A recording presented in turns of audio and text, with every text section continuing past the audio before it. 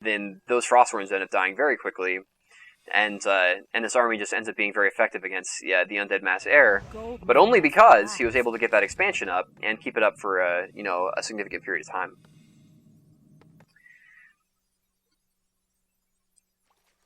That way, he was able to buy enough items and have enough hippogriffs to really be able to challenge this Undead army. And now, once you're in the position where you've been able to do a lot of damage to the Undead army, the Undead is going to have a harder time rebuilding, because he's not going to have the advantage, the resource advantage. Assuming he doesn't expand.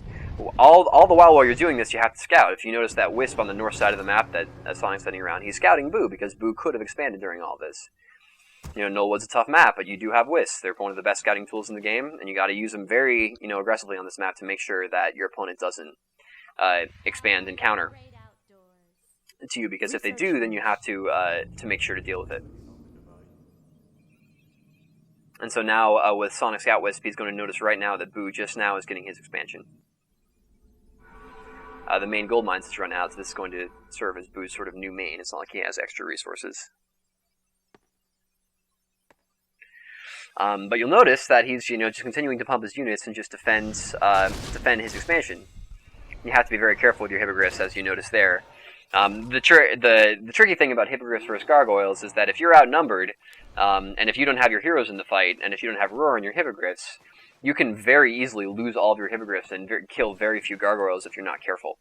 You have to wait until you have your heroes, you have roar in your hippogriffs, you're in good position with your army before you send them in. Otherwise, they can all die very, very quickly. And that's just something to keep in mind. And if you look at Sonic's expansion right now, this is one of those situations where he was sort of on the losing end of this hippogriffs battle. Some of his hippogriffs weren't in the fight, he didn't have roar, and so he's going to lose all of his hippogriffs, and Boo's still going to have a sizable number of gargoyles left. But it's okay. At this point, he has enough resources so that he's able to do things like that, and that it's okay. He was able to kill some gargoyles, which in the end is pretty good. In the meantime, he's putting a lot of pressure on Boo's base, keeping the hero's mana really low, killing statues, killing gargoyles. And now that Sonic sent his gargoyles back in, or rather, now that Boo has sent his gargoyles back in, he can get some breath of fires off and just do as much damage as he can to Boo. Because in the resource advantage situation, if you lose a couple units and they lose a couple units, that ends up being good for you. So Sonic is sticking around here, using his rejuvenation to just keep his heroes up, and using his heroes to do a lot of damage to the gargoyles.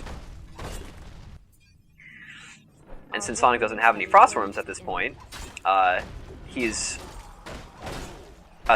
Boo doesn't have any Frostworms at this point, Sonic is able to make very good use of his bears and take out Boo's buildings.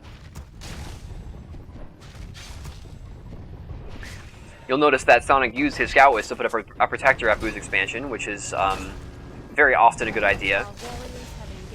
Now again, he's making good use of that Staff of TP to send his Panda in, and using that Wand of Mana Stealing to keep the Undead's mana low and keep his mana up so that he doesn't get nuked to death. And just put some more pressure on those gargoyles. The Undead doesn't have a heal scroll at this point, so every breath of fire really counts. You notice that those gargoyles are getting very low, and Boo is pretty low on gold. And so now Sonic has done a lot of damage to Boo's main base. He's just going to leave his bears behind to continue taking out the buildings. And now he's going to send his Demon Hunter in, which, with already low Undead heroes, can really clean up the rest of those gargoyles. You have to be careful. Boo was able to get the Panda kill there, but that is, again, something that Sonic can afford to lose at this point.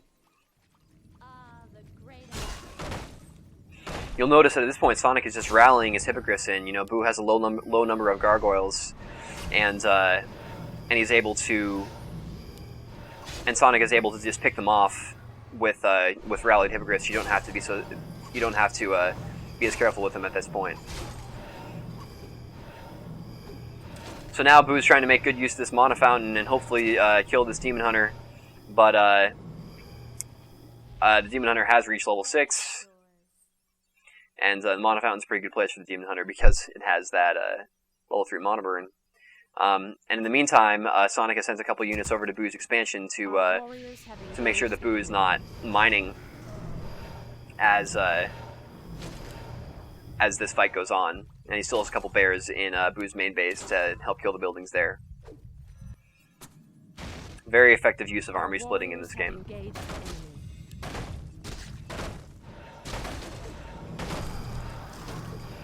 And so there, at last, the Death Knight goes down with good use of Metamorphosis and Monoburn. And the Lich is barely going to lose to the Demon Hunter. But even if the Demon Hunter had died there, he could have easily revived it with his resources. Our warriors have engaged the enemy. So very nice play by Sonic. And Boo's expansion goes down, which is sort of going to nail the lid on the coffin in this game. So really interesting game. A lot of things to keep in mind here. I'll add that there are a lot of different ways to play this. A lot of Night Elves choose to go heavier, to actually make heavier Tier 1 and use that early advantage to set up an expansion sort of in the Undead's face.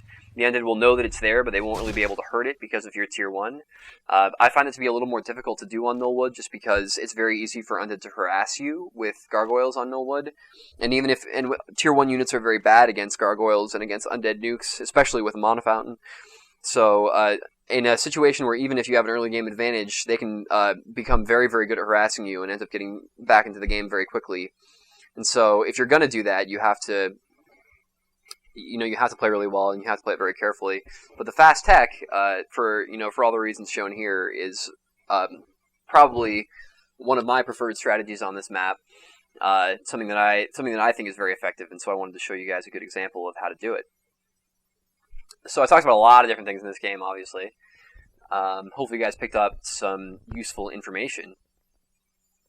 And before I wrap this up, I wanted to add one last thing to this commentary. I just wanted to mention to you guys, I posted on WCR Replays a minute ago, or rather a little bit earlier tonight, about a new source of audio content for anybody who's interested in my work. At my website, www.clanG3.com, that's the website for my team, my own Warcraft 3 team, I will be doing weekly live audios as I observe my own league matches. Our team has several league wars every week. I will be doing some live audios on those matches and bringing them for you guys. Now, they're not going to be as high level. They'll be a little more informal. I'll be covering some non-elf matchups, but there'll be just some extra audio content for anybody who's interested. So if you guys want to check that out, that'll be starting this weekend at www.clang3.net. So this has been Balance from WCReplays.com, and I will see you guys next time. Thanks.